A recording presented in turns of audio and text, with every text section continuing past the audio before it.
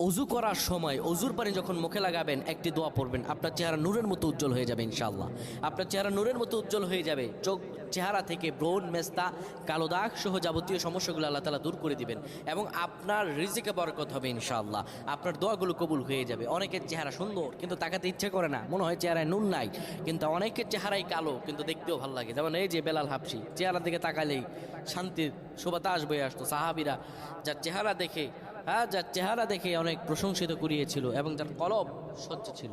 প্রিয় ভাইরা আমার, অজু যখন আপনি করবেন, অজুর পানিতে যখন আপনার চেহারা ভিজাবেন, তখন অজুর পানিতে আপনি এই দোয়াটা 3 বার পরে, দুরূদ শরীফ 3 বার পরে ফু দিবেন। দোয়াটি হলো আল্লাহু নূরুস সামাওয়াতি ওয়াল আরদ, আল্লাহু নূরুস সামাওয়াতি ওয়াল আরদ। পানিগুলো নিয়ে সেই পানির মধ্যে আপনি ফু দিয়ে চেহারার মধ্যে লাগাবেন। আমার আল্লাহ রাব্বুল আলামিন